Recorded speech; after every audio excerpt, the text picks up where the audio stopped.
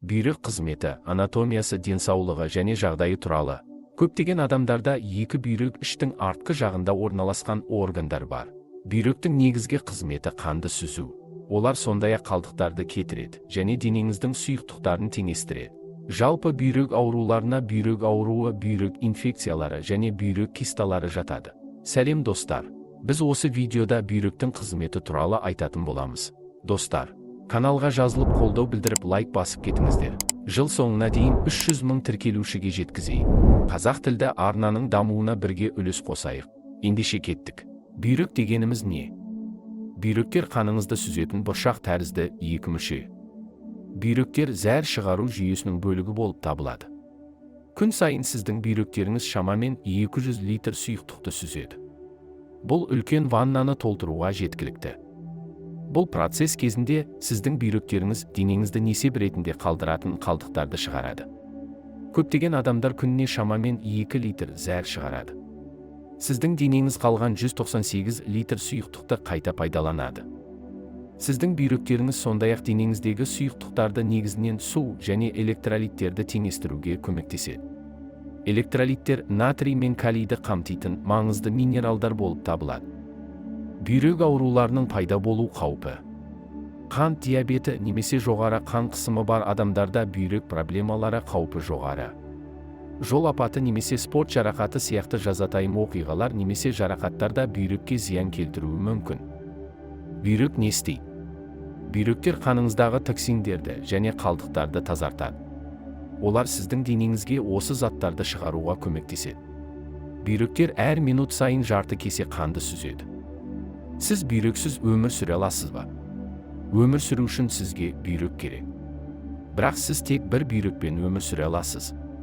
Бір бүйректі алып тастау радикалды нефректомия деп аталады. Кейбіреулерде бір ғана бүйрегі болуы мүмкін. Егер қатерлі ісікке немесе жарақатқа байланысты бүйрегін алып тастаған болса, адамның бүйрегінің кем болуы немесе дұрыс жұмыс жасамауы адам денсаулығына тікелей әсер ететін болады. Түрлі аурулар мен адам өмірінің ұзақтығына да ықпал етеді. Сондықтан ең бастысы адамның денсаулығы мықты болғаны дұрыс. Бүйрек қайда орналасқан? Сіздің бүйректеріңіз кеуде қуысының астында және ішіңіздің артында орналасқан. Әдетте бір бүйрек омыртқаның екі жағында орналасады. Бүйректер сіздің ішектеріңіз бен диафрагманың арасында орналасқан. Несеп ағар деп аталатын түтік әр бүйректі қуықпен байланыстырады. Бүйректер қаншалықты үлкен? Әрбір бүйректің ұзындығы шамамен 4-5 дюйм. Шамамен жұдырықтай. Бүйректің қандай бөліктері бар? Бүйректер көптеген бөліктері бар өте күрделі органдар. Бүйрек анатомиясының негізгі бөліктеріне мыналар жатады. Бірінші бүйрек капсуласы. Дәнекер тіннің немесе майдың осы үш қабаты бүйректі жабады. Олар бүйректі жарақаттан қорғайды. Оның тұрақтылығын арттырады және бүйректі қоршаған тінмен байланыстырады. Екінші бүйрек артериясы, бүйректеріңізге қан ағынын бақылайтын үлкен қан тамыры. Үшінші бүйрек қыртысы. Бүйректің сыртқы қабаты, онда нефрондар қанды сүзу бөлімдері басталады. Төртінші бүйрек миы. Бүйрек медулласы бүйректің ішкі бөлігі болып табылады және нефрондардың көпшілігінде шумақтар мен бүйрек түтікшелері бар. Бүйрек түтікшелері несепті бүйрек жамбасына жеткізеді. Бесінші бүйрек папилласы. Бұл пирамида тәрізді құрылымдар зәрді несеп ағарларға тасымалдайды. Алтыншы бүйрек жамбасы. Бұл шұңқыр тәрізді құрылым зәрді жинайды және оны несеп ағар деп аталатын бұлшықеттің екі жұқа түтігіне жібереді. Несеп ағарлардан қуыққа барады, онда ол сақталады. Жетінші бүйрек венасы. Бұл тамыр сіздің бүйректеріңізден сүзілген қанды шығарады. Қандай жағдайлар мен бұзылулар бүйрекке әсер етуі мүмкін? Бүйректер денеде бірнеше маңызды функцияларды орындайды. Көптеген әртүрлі бұзылулар оларға әсер етуі мүмкін. Оларға әсер ететін жалпы жағдайларға мыналар жатады. Бірінші созылмалы бүйрек ауруы. Созылмалы бүйрек ауруы бүйрек функциясын төмендетуі мүмкін. Қант диабеті немесе жоғары қан қысымы әдетте қыс тудырады. Екінші бүйрек ісігі. Бүйрек жасушалық карциномасы бүйрек ісігінің ең көп таралған түрі. Үшінші бүйрек жеткіліксіздігі. Бүйрек жеткіліксіздігі жедел немесе созылмалы болуы мүмкін. Бүйрек жеткіліксіздігінің соңғы сатысы бүйрек функциясының толық жоғалуы. Ол диализді қажет етеді. Төртінші, бүйрек инфекциясы. Бактериялар несепағарлар арқылы бүйрекке енсе, бүйрек инфекциясы пайда болуы мүмкін. Бұл инфекциялар кенеттен белгілерді тудырады. Медицина қызметкерлері оларды антибиотиктермен емдейді. Бесінші, бүйрек тастары. Бүйрек тастары несепте кристалдардың пайда болуына себеп болады және зәр ағынын бөгейді. Кейде бұл тастар өздігінен өтеді. Басқа жағдайларда медициналық провайдерлер оларды бұзу немесе жою үшін емдеуді ұсыналады. Алтыншы, бүйрек кисталары. Бүйректеріңізде бүйрек кисталары деп аталатын сұйықтық толтырылған қапшықтар өседі. Бұл кисталар бүйрекке зақым келтіруі мүмкін. Медицина қызметкерлері оларды жоя алады. Жетінші, поликистозды бүйрек ауруы. Поликистозды бүйрек ауруы генетикалық жағдай, бүйректе кисталардың пайда болуына әкеледі. Пикиді жоғары қан қысымына және бүйрек жеткіліксіздігіне әкелуі мүмкін. Пикиді бар адамдар тұрақты медициналық бақылауды қажет етеді. Бұдан басқа жағдайлар мен басқа да бұзылулар бүйрекке әсер етуі мүмкін. Бүйрек ақауларының белгілері қандай? Бүйрек проблемаларының көпшілігінде ерте кезеңдерде симптомдар болмайды. Бүйрек зақымдануы дамыған сайын сіз мыналарды байқай аласыз. Бұлшықеттердің қысылуы, электролиттік теңгерімсіздік бұлшықеттердің қатаюына әкеледі. Екінші, қара несеп немесе құрамында қан бар несеп. Бүйрек сүзгілерінің зақымдануы қан жасушаларының зәрге ағып кетуіне мүмкіндік береді. Үшінші, көбікті зәр. Зәріңіздегі көпіршіктер артық ақуызды білдіруі мүмкін. Төртінші, қышыған құрғақ тері. Қандағы минералдар мен қоректік заттардың теңгерімсіздігі терінің қышуына әкеледі. Бесінші, жиі зәр шығару. Қалдықтарды сүзу проблемалары жиі зәр шығаруға әкеледі. Алтыншы, көздер ісінген немесе тобық пен аяқтар ісінген. Бүйрек функциясының төмендеуі денеңіздің протеин мен натрийді ұстап тұруын тудыруы мүмкін. Бұл ісінуге әкеледі. Жетінші, ұйқының бұзылуы, шаршау және тәбеттің болмауы. Егер қаныңызда токсиндер жиналса, ұйқыңыз, тәбетіңіз бен қуат деңгейіңіз өшуі мүмкін.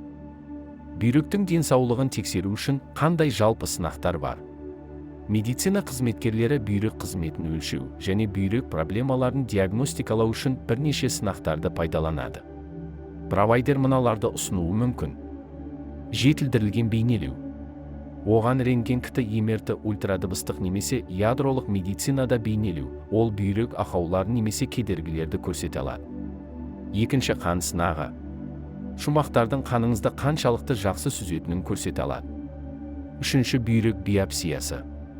Мұнда провайдер микроскоп астында зерттеу үшін бүйрек тінінің аз мөлшерін алып тастайды. Төртінші, уретероскопия. Мұнда провайдер аномалияларды іздеу үшін сіздің несепағарыңыз арқылы қуық пен несепағарға түтікті өткізеді. Бесінші, зәрдегі ақуыз немесе қан сияқты белгілі бір заттарды өлшейтін зәр анализі. Бүйрегімді қалай сау ұстауға болады? Бүйректеріңіздің денсаулығын анықтау үшін жүйелі түрде тексеруден өтіп, қан мен зәр анализін тапсыру маңызды. Сіз бүйрек проблемасының даму қаупін төмендете аласыз. Темекі шегуден бас тарту қажет. Екінші, қандағы минералдардың тепе-теңдігіне әсер ететін артық тұзды алып тастау. Үшінші, көп су ішу. Бұл сіздің бүйректеріңізге токсиндерден арылуға көмектеседі. Төртінші, қан қысымын төмендететін күнделікті жаттығуларды көбейту.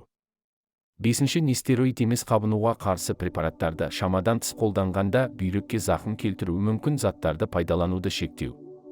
Алтыншы, салауатты салмақты сақтау. Жетінші, қан қысымының деңгейін бақылау. Сегізінші, қант диабетімен қадағалау. Егер ауыратын болсаңыз, қандағы қант деңгейін бақылаңыз. Бүйрекке пайдалы тағамдар. Егер де бүйрек ауыра бастағанын сезінетін болсаңыз, тамақтануға көңіл бөлу керектігін ескертеміз. Мысалы, кофе ішуді, тұзды тағамдарды, майлы қуырылған тағамдарды шектеу керек дейді мамандар. Ендеше бүйрекке пайдалы тағамдарды тізіп көрейік. Бірінші, гүлді қырыққабат. Гүлді қырыққабат А, К, Б және С дәрумендерінің қайнар көзі. Дәл осы көкөністің бойындағы антиоксиданттар бүйрек жолдарында пайда болатын аурулардың алдын алып қатерлі ісікті болдырмайды. Себебі гүлді қырыққабат бүйрек тінінің қабынуына қарсы тұра алатын бірден бір көкөніс. Сонымен қатар гүлді қырыққабаттың құрамындағы жасұнық зат алмасу процесін қалыпқа келтіретінін де айта кетейік. Бұл көкөністі шикілейде қайнатып та бұқтырып та жеуге болады. Гүлді қырыққабатты тамақтану рационыңызға үнемі қосатын болсаңыз, бүйрек жұмысы жақсарып, онкологиялық аурулардың алдын алған болар едіңіз. Екінші пайдалы өнім қаражидек. Қаражидек көздің көргіштігін жақсартып қана қоймай, бүйректен құм мен майда тастарды айдайтын қасиетке ие.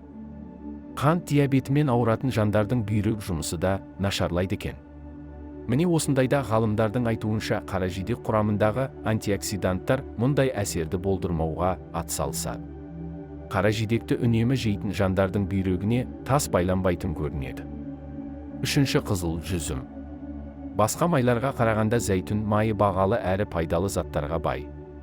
Оның құрамында пайдалы май қышқылдары көп болса, фосфор жоқ деп айтуға болады. Төртінші, зәйтүн майы. Басқа майларға қарағанда зәйтүн майы бағалы әрі пайдалы заттарға бай.